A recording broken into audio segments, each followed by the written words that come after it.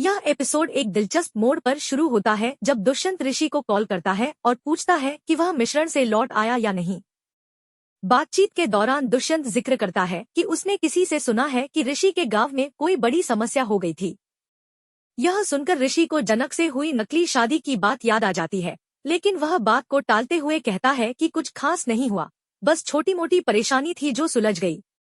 इसके बाद सीन ऋषि के कमरे की ओर कट होता है, जहां जनक दरवाजे पर दस्तक देती है और कहती है कि वह उसके लिए नाश्ता लेकर आई है। ऋषि नाराज हो जाता है और उसे डांटते हुए कहता है कि किसने कहा था नाश्ता लाने को। जनक भावुक होकर जवाब देती है कि उसका मन किया इसलिए लाई। ऋषि उसे फिर से चेतावनी देता है कि वह उसके कमरे के आसपास न भटका करे।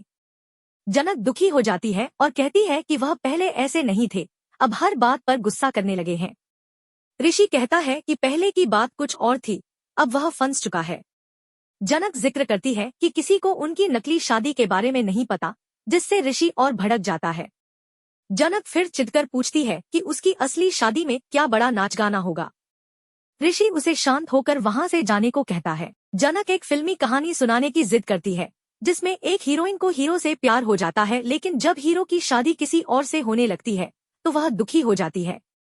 यह कहानी सुनाते हुए जनक की आंखों में आंसू आ जाते हैं, क्योंकि वह अपनी जिंदगी से उसे जोड़ लेती है।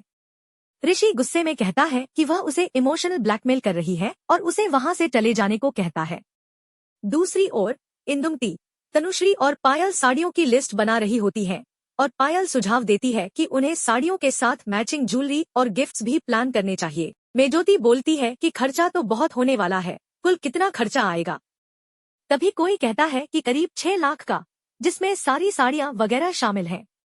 इस पर पायल चौंक कर कहती है कि पूरी साड़ी कहाँ मिली है, अभी तो मुंह दिखाई की साड़ी देनी है, फिर शादी की, फिर पूजा की, फिर पहली रसोई की, हर फंक्शन के लिए अलग साड़ी चाहिए, और वो भी ब्रांडेड डिजाइनर, जिनकी एक एक साड़ी 80,000 की आती है। कैसे होगा ये सब? इंदुमती कहती है कि उनकी शादी में तो इतना झंझट नहीं था, सब आराम से हो गया था। तभी अचानक ऋषि की चिल्लाने की आवाज आती है, जिसे सुनकर सब घबरा जाते हैं और भागते हुए उसकी ओर जाते हैं। ऋषि की मां अनुश्री पूछती है कि क्या हुआ बेटा, इतना क्यों चिल्ला रहे हो? ऋषि गुस्से में बोलता है कि खाना लाने के लिए उसे क्यों भेजा, क्या आप लोग फ्री नहीं हैं? अगर नहीं है तो बता दीजिए, मैं खुद किचन से ले लूंगा, लेकिन उसे मेरे रूम के आसपास भटकने मत दीजिए, एक बार में समझ में क्यों नहीं आता? इतना कहकर ऋषि गुस्से में खाना फेंक देता है और चला जाता है।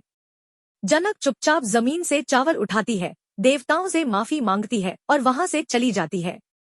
तनुष हैरान होकर कहती है कि समझ नहीं आया, आखिर इतना चिल्लाकर क्यों गया? दूसरी तरफ अनिरुद्ध हर्षी से कहता है कि ऐसा लग रहा है जैसे मून अभी कल ही हमारे घर आई थी और अब इतनी जल्दी जा रही है, बेटियां होती ही ऐसी हैं। इस पर अर्शी कहती है कि इतना ऑकवर्ड फील क्यों करा रहे हो, वो कहीं बाहर शहर नहीं जा रही, कोलकाता में ही है, बस कुछ मिनट की दूरी पर। हाँ, वो जॉइंट फैमिली में रहेगी, पर उससे क्या फर्क पड़ता है? अंजू रानी कहती है कि हाँ, ऐसा ही लग रहा है जैसे मून अभी आई थी और अब चली जा रही है, कितना जल्दी बड़ा होते देख लिया।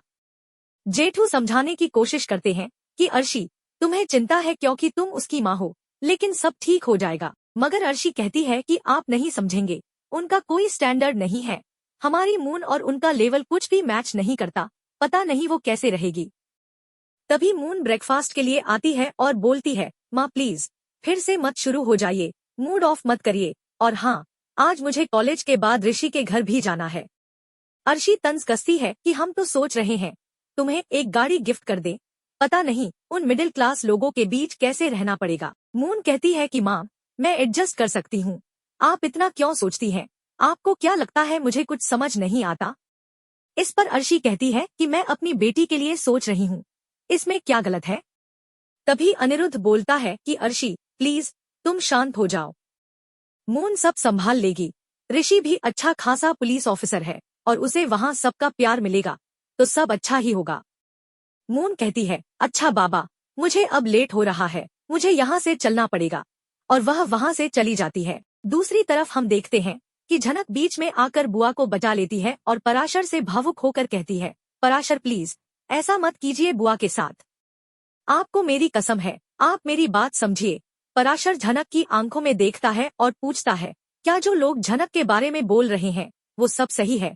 तभी नूतन तुरंत बोल पड़ती है, बिल्कुल भी नहीं। ये लोग सब झूठ बोल रहे हैं। किसी ने जबरदस्ती मेरी बेटी की शादी कर दी और उसे गांव से दूर भेज दिया। यह सुनते ही बुआ कटाक्ष करती है, वाह, इसके तो पर ही निकल आए हैं। पराशर आया नहीं कि झूठ गढ़ना शुरू कर दिया। क्या गलत कहा था पराशर ने? जो नियम बनाए थे उसी के आधार पर तो बोले थे। अपनी बेटी को भेजा कौन? तुमने। और क्या गलत किया हमने जो तुम चुप करा रही हो? तभी कंका बीच में बोलती है, वही तो। एक शहर से आई हुई लड़की पर पराशर इतना भरोसा कर रहा है जैसे पता नहीं कहां से आई थी। क्या भरोसा? यह सब सुनकर झनक का गुस्सा फूट पड़ता है। बस करिए, मैं आप लोगों की फालतू बातें नहीं सुन सकती। इन लोगों ने एक बार भी उसकी बात नहीं सुनी, जबरदस्ती उसकी शादी करा दी। कंगा व्यंग्य से कहती है, बाबा रे बाबा, अब तो हमें ही दोषी ठहराया जा रहा है। दामू भी अपनी सफाई देता है, हाँ, और इन लोगों ने ही हमारे कान भरे थे, इसलिए मैं ऐसा कर बैठा। पराशर भैया, आपको अच्छे से पता है कि मैं ऐसा कभी नहीं करता। नूतन भावुक होकर बोलती है, बुआ, आपने सही नहीं किया। मुझे तो सबसे ज्यादा चिंता है झनक की, पता नहीं वो किस हाल में होगी, कहाँ होगी। वहीं वीर मंगल शर्मिंदा होकर पराशर से माफी मांगते हैं। हम उसका एड्रेस लेने ही वाले थे, लेकिन जल्दी में हमारे दिमाग से निकल गया और हम एड्रेस ही नहीं ले पाए। यह सुनकर पराशर गुस्से में कंका से कहता है, कंका तू शांत हो जा, कब से फड़फड़ा रही है, नहीं तो पहले तेरा ही उद्घाटन कर देंगे। कितनी बार कहा शांत रहने को। तुम लोगों ने उस फूल जैसी बिटिया को इतना दुख दिया, हमारा दिल दुखा दिया। कंका तुरंत पलटवार करती है, क्या वो तुम्हारी सगी बिटिया है जो इतना दुख हो रहा है? पराशर गंभीर स्वर में जवाब देता है, बाप बनने के लिए सगा होना जरूरी नहीं होता, बाप वाली भावना होनी चाहिए जो तुम में नहीं है। तुम लोग क्या ही समझोगे? एक काम करो, जाकर शहरी बाबू का एड्रेस ढूंढो। मैंने पहले दिया था, लेकिन पुलिस की भागदौड़ में वो कहीं खो गया। उनके रूम पर जाकर देखो, कुछ ना कुछ जरूर मिलेगा, जो भी मिले ले आना। नूतन रोते हुए कहती है, पराशर प्लीज कुछ कीजिए, जल्दी कीजिए। मुझे अभी भी बहुत डर लग रहा है। मेरी बच्ची किस हाल में होगी, कहाँ होगी, कुछ समझ नहीं आ रहा। पराशर गंभीर होकर कहता है, क्या बताऊं नूतन, इन मूर्ख लोगों ने जो किया है, अब हमें ही कुछ करना पड़ेगा। मैं वादा करता हूँ, मैं झनक को ढूंढ कर ही रहूंगा। पराशर बेचैन होकर नूतन से कहता है कि वह खुद भी नजर नहीं मिला पा रहा, लेकिन उसे वादा करता है कि कोलकाता में जहां भी वह होगी उसे ढूंढ निकालेगा। वह अपने सारे आदमी लगा देगा और उसे यहाँ वापस लाएगा। नूतन भावुक होकर भगवान से यही दुआ करती है कि ऐसा ही हो, क्योंकि उसे समझ नहीं आ रहा कि क्या करे। तभी दानू आता है और कहता है कि वह जाकर चाबी और एड्रेस वगैरह लेकर आता है। बुआ ताना मारती है कि इन लोगों का फालतू काम फिर शुरू हो गया और नूतन को सुनाते हुए कहती है कि अभी तक माँ बेटी को सुकून नहीं मिला। इधर पराशर गुस्से से चिल्लाने लगता है। तभी पायल आती है और पूछती है कि अभी तक बैठे क्यों हैं? अदिति किसी भी वक्त आने वाली है। पुतुल चौंक कर पूछती है, क्या अदिति आने वाली है? माँ उसे फिर समझाती है कि अदिति को बोदी कहाँ करो। पुतुल मस्ती में जवाब देती है कि जब वह छोटी है तो बोदी क्यों बुलाएं। दूसरी ओर झनक दूर खड़ी मून और अर्शी को निहार रही होती है। वह खुद से कहती है कि वाकई शैली बाबू की होने वाली बहू बहुत सुंदर है। उसे याद आता है कि ऋषि ने उससे प्रोफेसर और एडमिशन की बात की थी। इधर काजू और बादाम में बात हो रही होती है। काजू कहता है अदिति दीदी आ गई, लेकिन फिर खुद ही मना कर देता है और कहता है अब वो दीदी नहीं, बोदी है, ऋषि भैया की होने वाली पत्नी।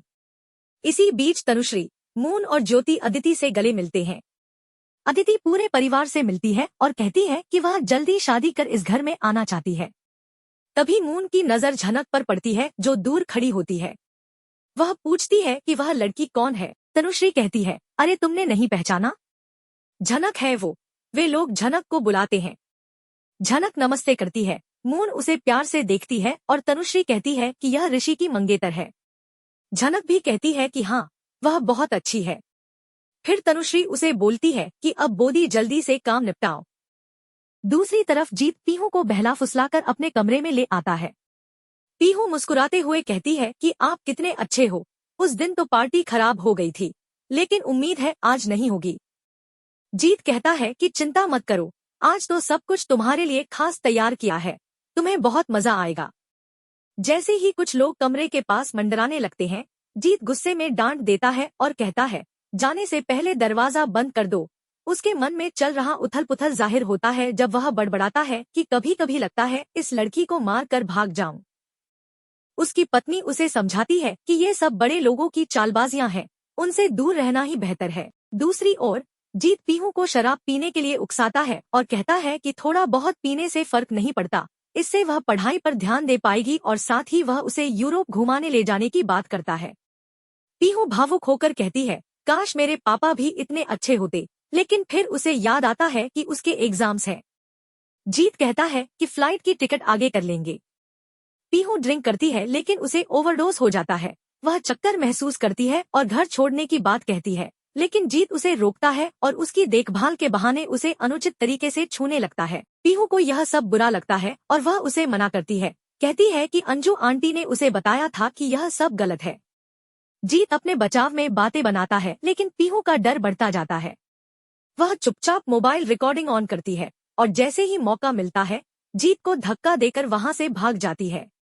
बाहर खड़ा नौकर उसे मदद करता है, उसे गाड़ी में बैठाकर सुरक्षित रवाना करता है और चेतावनी देता है कि दोबारा इस शख्स के पास न आए। वहीं दूसरी तरफ शादी की तैयारियों का माहौल है लेकिन झरना का मन असमंजस में है। पीहू इस भयावह अनुभव से कैसे उबरेगी? क्या वह जीत के खिलाफ आवाज उठाएगी? जानने के लिए बने रहिए आगे के एपिसोड्स में। दर्शकों, लाइक और सब्सक्राइब करें फॉर मोर अपडेट्स। धन्यवाद।